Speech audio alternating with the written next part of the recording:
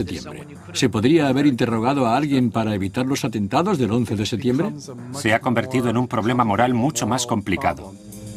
Ser interrogador es un trabajo muy agradecido. Hay que poner a los presos en una posición difícil para que se planteen juicios morales. 11 de septiembre de 2001. Los Estados Unidos se despiertan para descubrir que acaban de ser víctimas del ataque de un nuevo enemigo. La amenaza que esto supone hace que conseguir información sea más crucial que nunca. La vida de la gente depende de la información que se extrae de personas potencialmente malas. Octubre de 2001, Afganistán. El polvo aún no se ha posado en la zona cero y los Estados Unidos fijan el régimen talibán como su objetivo, así que empiezan a capturar a los soldados de Al-Qaeda y de Bin Laden del campo de batalla. El primer encuentro que tienen los prisioneros capturados por las fuerzas de los Estados Unidos o por sus aliados es con los interrogadores del ejército. Me destinaron a Afganistán en diciembre de 2001. Era el jefe de interrogadores de la base aérea de Bagram. El interrogador del ejército de los Estados Unidos, Chris Mackey, es uno de los primeros estadounidenses que se enfrenta cara a cara con el nuevo enemigo. Hay unidades de fuerzas especiales que registran los barracones. Detienen a varios prisioneros y los llevan en helicóptero hasta bases como Bagram. La Alianza del Norte me capturó y me entregó al ejército estadounidense. Primero nos esposaron, luego nos vendaron los ojos, nos subieron a un helicóptero y nos llevaron hasta Bagram. Cuando bajan a los prisioneros de los helicópteros, suelen ir esposados y con capuchas. Luego los arrastran hasta las instalaciones de la cárcel. Llevan a los prisioneros hasta un centro de procesamiento y los obligan a arrodillarse en el suelo con las manos detrás de la cabeza. Los estadounidenses me encontraron y me quitaron todas mis pertenencias y los documentos legales como los papeles municipales y las licencias de varios taxis de Kabul que llevaba en el bolsillo. Les toma las huellas dactilares y los fotografía. Después les hacen un reconocimiento médico. Es un entorno muy intimidante. Fueron muy estrictos, bruscos y serios conmigo. Normalmente, los prisioneros tenderían a relajarse mientras los procesan.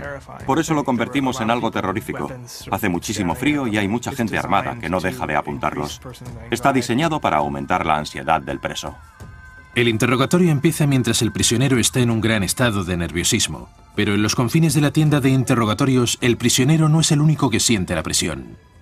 Antes de ir a Afganistán no tenía experiencia en interrogar a presos de guerra. Nunca me había enfrentado cara a cara con un preso real. Para muchos de los interrogadores de Afganistán, era la primera vez que se enfrentaban cara a cara con un preso real. En un principio, y debido a la falta de experiencia, estaban tan nerviosos como los presos. Se apreciaba lo desalentadora que era la escena. Una silla, una mesa y un preso que siente un gran odio por el interrogador y por todo lo que éste representa. No estaban nerviosos, estaban muy tranquilos y serenos. Su objetivo es conseguir información porque hay mucho en juego. Es decir, hay vidas que dependen de la información que consigan los interrogadores cuando entran en las casetas. Es como si hubiera un gran juego tridimensional de ajedrez entre alguien que está intentando resistirse al interrogatorio y alguien que está intentando conseguir información. Me dijeron que si decía la verdad podría irme a casa. La mayoría de presos acaban dándonos pistas de cómo conseguir que cooperen. Nos fijamos en las señales corporales, en los movimientos del cuerpo, o incluso pueden ser signos verbales. Les dije que estaba trabajando de panadero para los talibanes y que me pagaban. Algunas pistas son obvias. Estaba esperando fuera y vi cómo un compañero interrogaba a un prisionero. Cuando acabó, le pregunté cómo había ido y me dijo que no sabía nada. Le pregunté, ¿crees que está mintiendo? Y me contestó, no lo sé, no creo. Entonces le hice volver a entrar a la tienda y le enseñé que el preso había hecho 2 agujeros con los pies en el suelo mientras lo estaba interrogando. Entonces le dije, creo que se ha cavado su propio agujero. Mientras la guerra continúa, las fuerzas de Al-Qaeda son cada vez más resistentes a las tácticas de interrogatorio. Una patrulla especial del ejército desveló pruebas sobre la sofisticación de los terroristas. Uno de los grandes descubrimientos fue un manual que llevaba la insignia de Al-Qaeda. Se titulaba Interrogatorios. Era un manual de entrenamiento y tenía información sobre varias técnicas de lucha, pero había una sección dedicada a enseñar varias técnicas para aguantar los interrogatorios, tanto de los Estados Unidos como de otros países. Describía con todo lujo de detalles los diferentes tipos de torturas con los que podían encontrarse en su propio país. También había una narración sobre qué debían esperar si caían en manos estadounidenses. Era como una guía básica que decía que bajo la custodia estadounidense no tenían por qué temer por su propia seguridad personal. Sabían qué tipos de técnicas podían usarse en su contra. También sabían cómo oponer resistencia a dichas técnicas y cuál era el mejor modo para poner trabas a los interrogadores del ejército. Usaban un tono muy condescendiente hacia los estadounidenses. Los interrogadores no usan métodos brutales porque no son soldados y, de hecho, lo mejor que los presos pueden hacer es provocar algún tipo de enfrentamiento físico con los interrogadores estadounidenses. Porque para los presos la mejor forma de conseguir algún tipo de protesta internacional es enseñando algún moratón a los inspectores de la Cruz Roja.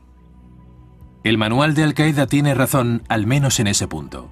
La Convención de Ginebra es la Biblia para los interrogadores. La idea principal es que nunca se puede herir a un preso durante un interrogatorio. Nunca se puede tener contacto físico con un preso. No se puede humillar a los presos para conseguir información y no se puede tratar a los presos de forma cruel. Para respetar la Convención de Ginebra y seguir consiguiendo información útil, los interrogadores del ejército tuvieron que recurrir a la creatividad.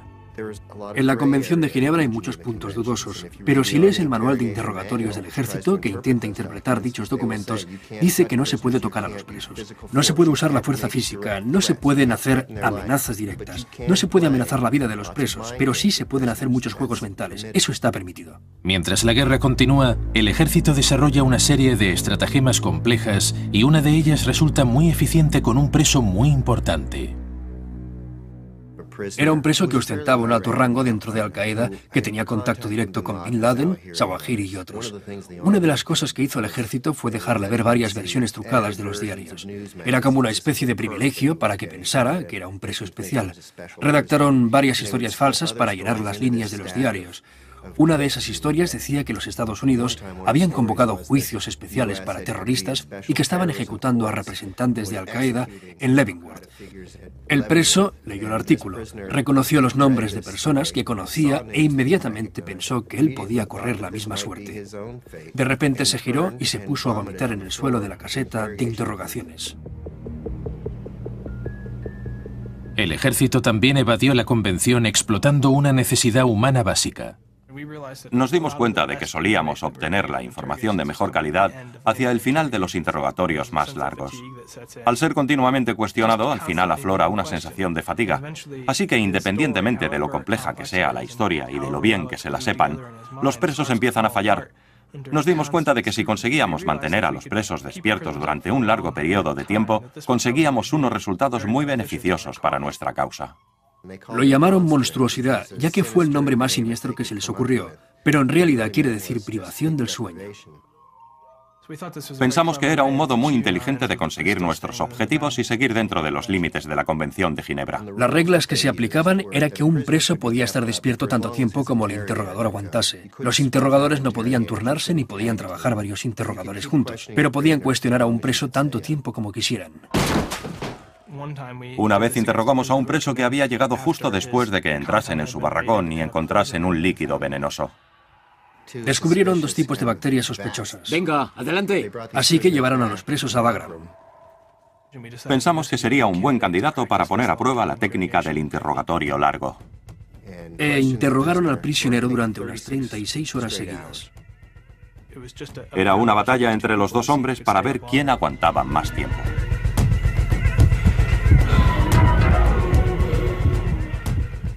Cuando llevaban 23 horas de interrogatorio, salió y me dijo: creo que estoy a punto de conseguir algo, pero el problema es que dice que ve langostas en las paredes. Y yo le dije: es perfecto, debe estar totalmente agotado. Entonces me dijo: el otro problema es que yo también las veo.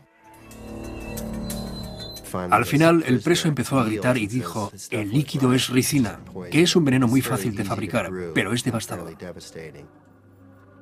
Al cabo de un tiempo le preguntamos por qué había cooperado con nosotros, y el preso dijo que cuando se dio cuenta de que eso era lo peor que íbamos a hacerle, pensó que seguramente se había equivocado de bando.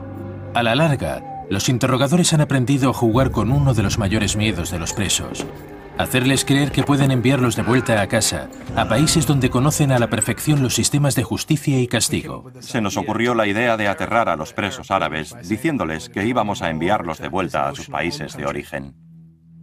Se hizo un acto muy elaborado en el mismo recinto, que estaba diseñado para que los presos pensaran que iban a volver a su país.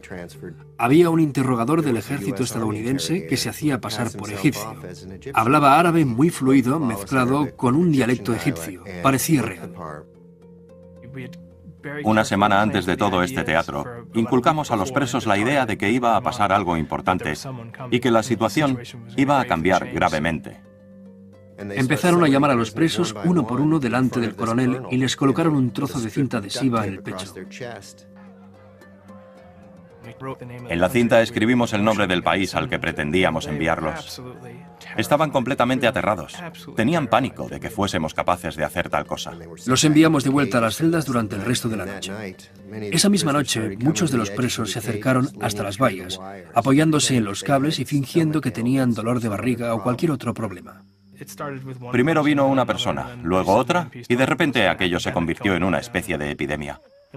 Evidentemente, todos los presos que tenían un trozo de cinta en el pecho con el nombre de algún país del Golfo subieron las escaleras, hablaron con los interrogadores y dijeron todo lo que sabían para evitar la repatriación a casa.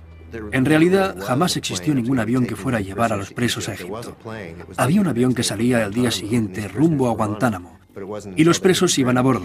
Pero hasta que no llegaron a suelo cubano, no se dieron cuenta de todo. Dije toda la verdad, y aún así me llevaron a la cárcel de Guantánamo. La cárcel de Guantánamo, Cuba, se construyó con el propósito especial de convertirse en una prisión para los enemigos combatientes capturados en Afganistán. Los detalles sobre lo que pasó tras los alambres de púas son poco precisos, pero los presos que se dirigen hacia Guantánamo se temen lo peor. Invierno de 2001.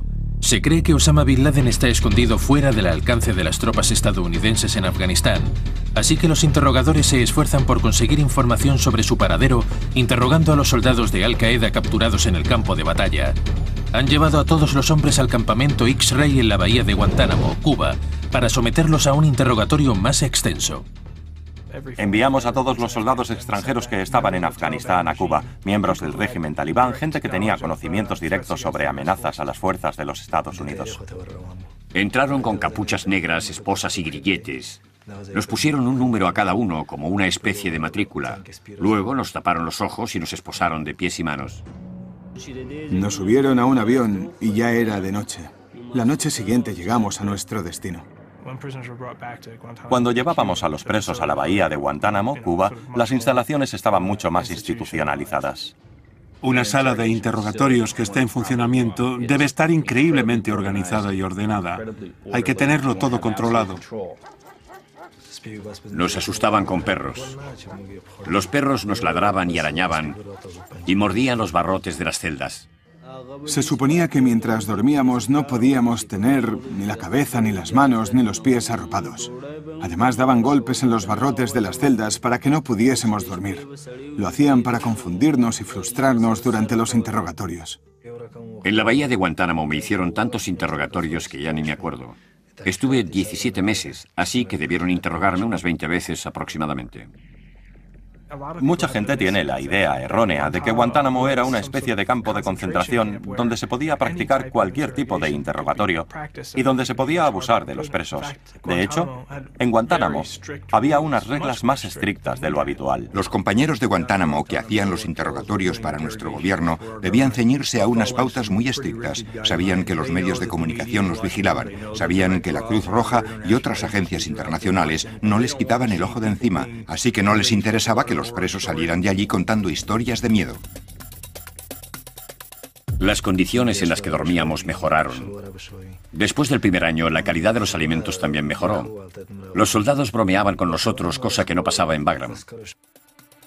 A pesar de que las condiciones estaban controladas, los expertos dudan del valor de la información que salía del campamento X-Ray. No sé quién estaba ahí abajo. Seguramente tenían a una o dos personas que podían proporcionarles información crítica y verídica, pero la mayoría no sabían nada. Muchos de los prisioneros del campamento X-Ray parecían meros soldados rasos con muy poca información valiosa sobre el líder de Al-Qaeda o su infraestructura. Creo que justo después de arrestar